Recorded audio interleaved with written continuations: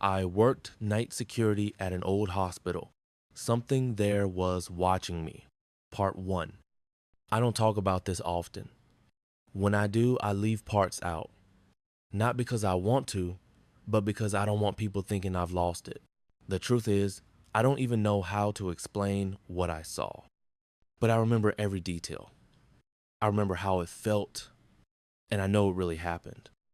A few years ago, I worked night security at an old hospital. It had stopped running as a real hospital over a decade before I got there. No patients, no doctors. The top floors were turned into boring office space for hospital records and training programs. But the lower floors, especially the second and basement levels, were still sealed up, full of leftover equipment, broken furniture, and that heavy feeling that old buildings have when they've been forgotten. The job paid well because no one else wanted to work the overnight shift. Most people said it was boring, but I could tell there was more to it. The day staff always seemed a little too relieved when they saw me come in. One guy gave me a look and said, "You'll get used to the sounds." I asked what he meant. He just shook his head and walked out. The first few shifts were uneventful. Walk the halls, check the doors, take notes. There were security cameras in the new office floors upstairs, but the older sections didn't have any coverage. I had to walk those halls in person. My rounds took me through dim hallways with peeling paint, rooms full of rusted gurneys and old wheelchairs, cabinets filled with dusty medical tools no one had touched in years. From the first night, something felt wrong. Not terrifying, just off. The quiet was too thick, the cold was too deep, like the building was holding its breath. I thought I was just being dramatic, but that feeling didn't go away. It got worse every night. The second floor was the worst. That had been the surgical wing. Some doors were missing, some were half open. The old nurse's station still had papers inside. Some of them had dried brown stains. I stopped checking them after the first week. Then the footsteps started. It was around 2:30 a.m. I was doing my regular walk through the second floor. I had just passed a room labeled 213 when I heard footsteps behind me. Slow, one after the other. I turned around with my flashlight. No one. I thought maybe I was hearing echoes of my own steps. But the next night, it happened again. Same place, same time. Only this time, I stood still. The steps didn't match mine. I heard 3 of them coming closer while I wasn't even moving. I turned. Hallway was empty. That was the first time I felt real fear on the job. I rushed through the rest of the round and went back to the break room on the top floor. I didn't mention it to anyone the next morning. I just sat in my car and stared at my hands, trying to stop them from shaking. On my 5th night, a cleaning woman from the office side was still packing up when I clocked in. She said, "If you hear anything down there, don't talk to it." I thought she was joking. She wasn't smiling.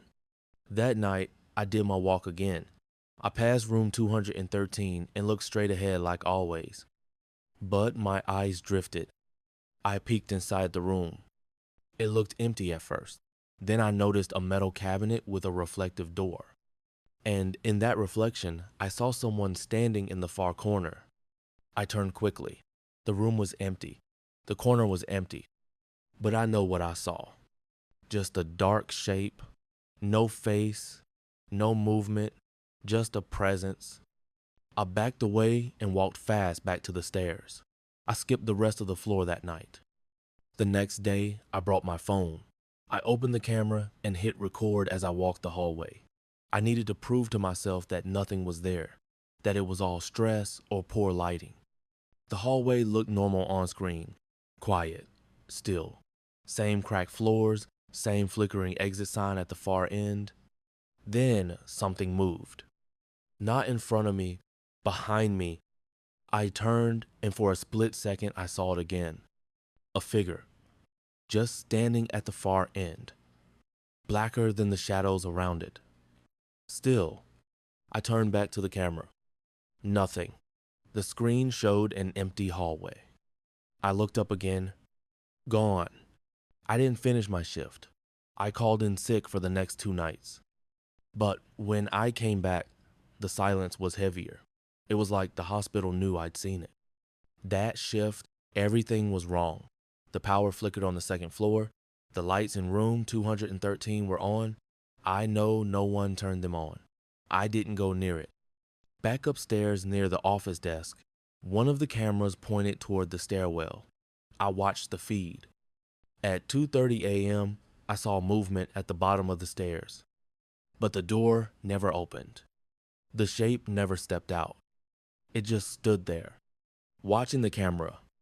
And then it started following me home. The night it followed me home, I knew it was real. It started with small things. The usual tricks your mind plays when your tired shadows in the corner of your eye, sounds you can't place. But then it got worse, more specific, more focused. It was like something had left that hospital with me, something that knew my name. The first time I really noticed it was 2 nights after the stairwell incident. I had just gotten home around 6:30 in the morning. My place is small 1-bedroom, second floor of an old building, usually quiet. That morning, when I walked into the apartment, something felt off. The window in the living room was cracked open. I never leave it open, ever. The screen was still locked, but the glass was pushed out just enough to let the cold morning air in. I checked everything. My drawers, my closet, even under the bed. Nothing missing, nothing broken. I convinced myself it was just me being careless. Lack of sleep, long shifts. But I didn't sleep that day. That evening, before I left for work, I closed the window and locked it, double-checked it. Even took a picture of it with my phone, just to prove to myself that it was secure. When I got home the next morning, the window was open again. Just slightly, just enough to let something slip through. That day, I called off work, told them I was sick. I didn't leave the apartment. Around 2:30 in the afternoon, I dozed off on the couch, just for a few minutes. I woke up to the sound of something tapping. 3 soft taps, not from the door, from the wall behind me. The wall that doesn't connect to anything, just the outside hallway of the building. I didn't move for a while, just sat there and listened. Then I heard the footsteps. Slow, heavy, inside my apartment. They walked from the kitchen to the hallway outside the bedroom, but I never heard the front door open. I stood up and turned around. Nothing there, nothing in the kitchen. The hallway was empty. But the door to the bedroom, it was slightly open. I know I closed it that morning. I grabbed my phone and turned on the flashlight. I pushed the door slowly. The room was empty, but the closet door was wide open, and in the middle of the floor was a small piece of paper. Folded, I picked it up with shaking hands. It just said, "I see you at work." That night, I didn't go back to the hospital. I stayed up in my car, parked a few blocks away from my building. I couldn't bring myself to go home. I kept the lights on and the engine running. I didn't sleep. Around 3 a.m., I looked in the rearview mirror and saw someone walking down the sidewalk toward my car. No lights, no sound, just a figure. I locked the doors.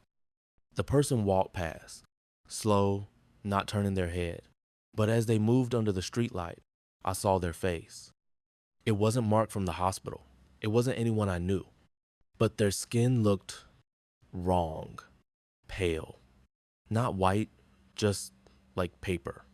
And their eyes were too wide open, just a little too far, like they didn't know how to blink. They walked past, turned the corner, and disappeared. I didn't sleep for 2 more nights. The hospital called, said they needed me to come in, or they'd have to let me go. I didn't care. I told them I quit. But it didn't stop. A week later, I got a letter in the mail. No stamp, no return address. Inside was a photo. Black and white, blurry. It was the hallway from the second floor of the hospital. And at the end of the hallway, something was standing there. I couldn't make out the face, but it was tall, still, and I knew it was real. I started packing that night. I moved out of the apartment the next day. I stayed with my cousin in another city. Different job, different hours. I didn't hear or see anything for almost 3 weeks. Then, one night, I was closing up the shop I work at now. I walked past the back office and saw something out of the corner of my eye. The hallway light was off, but there was someone standing by the exit door, not moving, not blinking, just watching. I turned my head and the space was empty. Nothing there. I walked out fast, locked the place up, and got in my car. I didn't even turn the music on. When I got home, there was a note on my pillow. Same handwriting as before. I see you here too.